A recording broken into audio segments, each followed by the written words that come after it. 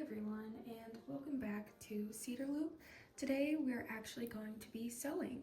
So this is a crochet channel because I have an Etsy and that will be linked in the description. I sell crochet products, but we also do other crafts. We do sewing, sometimes maybe we'll do cooking. So it's not exclusive to crochet. If you enjoy this video and you look forward to future videos, please subscribe and leave a like if you enjoy. So today we are going to be starting a beginner sewing project. It's going to be a tissue box, or not necessarily a tissue box, but a tissue holder. And if you do crafts, then you may find this funny, but these are the only notes that I have to tell me what to do, but I'm gonna show every step, starting with the fabric. I got this fabric from my local Hobby Lobby. These are just big squares of fabric. I have 3 because I'm going to be making 3 tissue holders. So these are just cotton, 100% cotton. And then I actually got my outer fabric that I'm going to use for the outside from Dollar Tree, and these are fleece. And these are going to be Mother's Day gifts. So one for my aunt, for my mother, and for my grandmother. And these are just cute little gifts that you can throw together really quickly. So now that we have picked out our fabrics, we're going to press them. So we're going to iron it as smooth as we can. Okay, so now I am just going to try my best to smooth this fabric out as flat as I can get it. I am using this normal Black & Decker that I got off Amazon for very cheap, and this is just my sewing iron. But it's very good because it has a steaming option and it was relatively cheap. I will link everything that I remembered to down in the description, so please do not hold me to that, but I will definitely link the tutorial for this tissue holder. It was actually just a 60-second video, and you can slow that video down if it's too fast, which is usually what I do for sewing tutorials. My very first crochet project was actually a baby blanket, and if you guys are interested in that, I can do a quilting tutorial and how to do quilt binding and the edges, so just let me know. This is a crochet account primarily, so I do have some crochet patterns saved that if you need help with anything, learning how to crochet something, and I know how, I'll be sure to make a tutorial or share a pattern with you. And thank you to everybody who's already subscribed. It means the world to me that you've supported my channel, especially when it's so small in the beginning. I'm not the most outgoing person. I'm really just good at crochet. I'm not the best at content creation, so I hope you guys are a little patient with my content creation skills, and yeah, that's not my objective, is to be a crochet content creator. That would be great, but I don't think I'm built for that. And I would also like to sell stuff that I sew eventually as well. Okay, so now that I've gotten the majority of these wrinkles out and it's relatively flat, I think I'll take probably a square out of here. Now, I'm not a master, seamstress, so a master seamstress may say that's not enough. I don't know. I personally think it looks fine.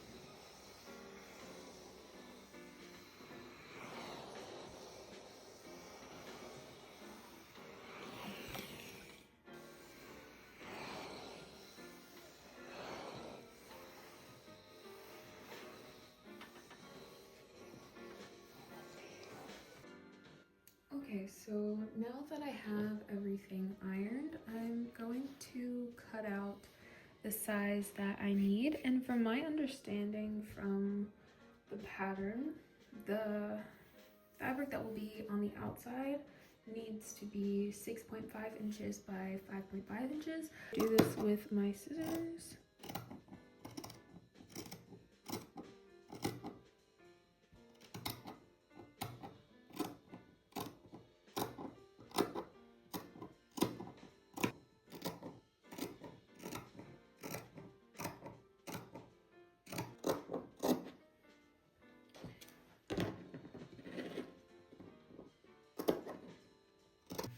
And don't those just look like they would make the cutest little like tissue holders? I think they are so simple but yet charming and like great. We need 7.5 by 7.5 by what first? Let's get a cleanish line going through the fabric. It won't be perfect by any means. I can't promise that.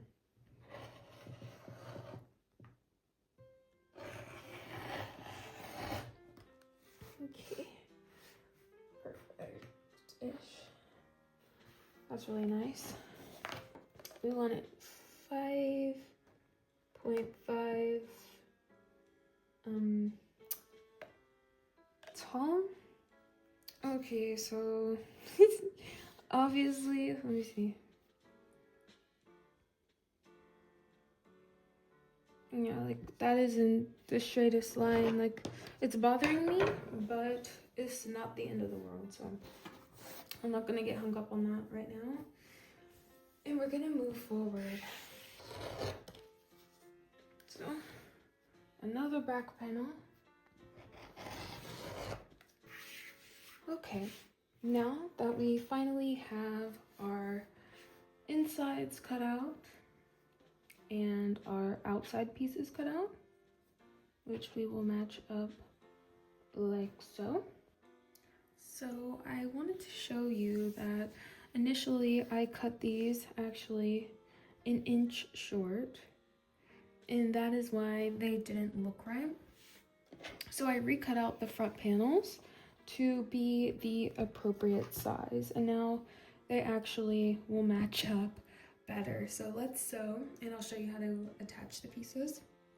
So you're going to want to lay your backs out, and once you know which one corresponds with which, line up the edges of the squares, leaving this little gap to the right. So just try to line it up as neatly as possible, because we are going to sew a 1/4 inch seam down this side. So, you know, if you have to flip it over, check it out, then do what you have to do.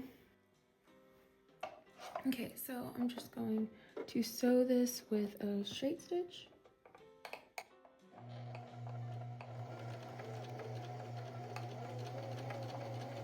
We've sewn that side together. We're going to pull these pieces together so that they line up, and it will bunch on the other side, kind of making like this. We're going to want to pull these pieces together and do a 1/4 inch seam on this side now. Doing the exact same thing we just did.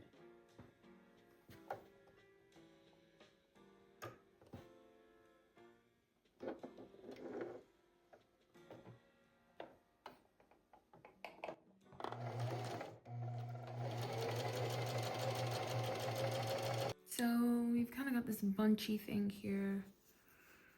And what I'm gonna do, even though the pattern doesn't say that you have to, but I've seen that a lot of people do that I haven't been doing, which is a lot of ways to say doing, I'm so sorry. I'm going to do a zigzag stitch to secure my seam, which is something that I've seen a lot of people do that I haven't been doing, but I think will level up my products and, well, not my products, but will level up my sewing.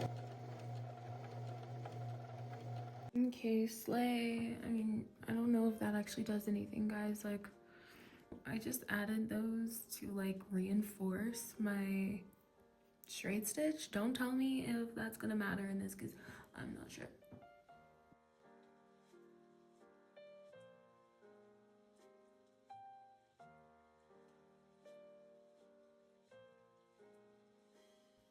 Okay, so once you finish sewing, and I did all three, and I did the zigzag to reinforce, and that's just a tip that I saw that helps so that nothing comes undone when something's gonna have a lot of wear and tear. Not that I think a tissue holder would, but I think it's the best thing to do. And then what we're gonna do, we're going to press our seams, which means we're going to lay them flat so that when we sew, they're not in our way. And I don't know if I ever cut these tails too long, too short, I don't know. I am still fairly new. What was demonstrated in the video was pressing the seam flat on this side and then pressing it flat on the other side. What was demonstrated in the video was turning it inside out. Okay, nice. Okay. And then basically sewing the seams as, pressing the seams as such, so flat.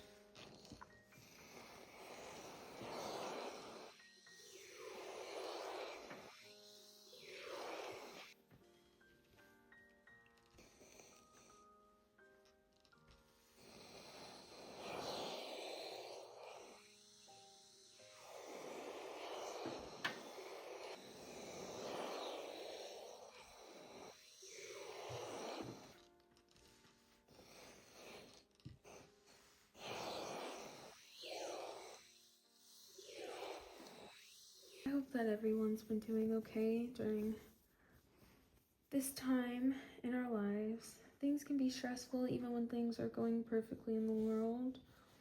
And things can be optimistic when it seems like the world's falling apart. So I hope everybody's just taking it day by day. And I am wishing the best for everybody and keeping everyone in my thoughts. Okay, so basically what we're going to do is once we have it sewn, you will fold it in half like this to kind of find the midway point, and using that midway point, fold inwards until you have two even rectangles. So try to get them as even as possible, and you're just folding them inwards like a pamphlet.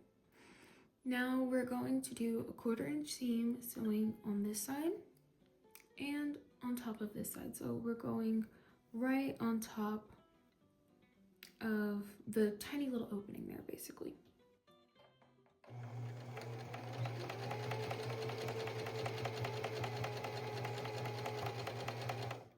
So 1/4 inch seam on the left and now the right.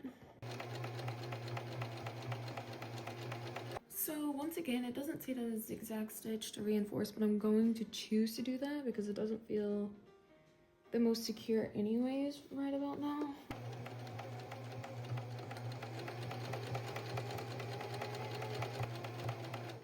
Okay, so now that I've done that for this one, let's repeat that for the other two.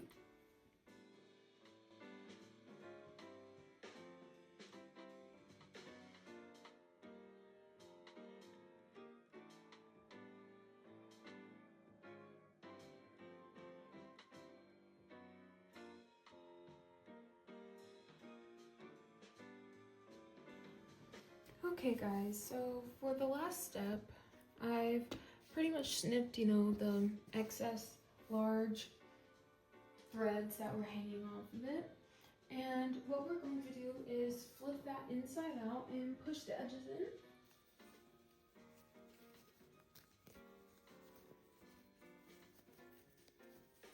Okay, and it'll be a little hard at first, so this is why I have the crochet hook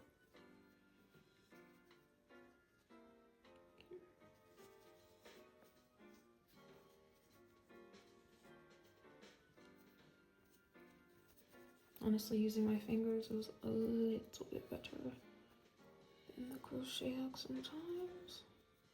There we go. You could also use this for, you know, having in your car to just put like coins in, you know, anything to throw in. And I guess if you were to add a zipper, then of course this becomes a pouch very easily. If you enjoyed this video, please like and subscribe. I appreciate you staying to the end. I know it was a long video. I can't thank you enough for the support on the small channel. If you would like to purchase anything from my Etsy business, the link will be below. And also I have a Pinterest if you would like to check that out. Thank you and see you guys next time.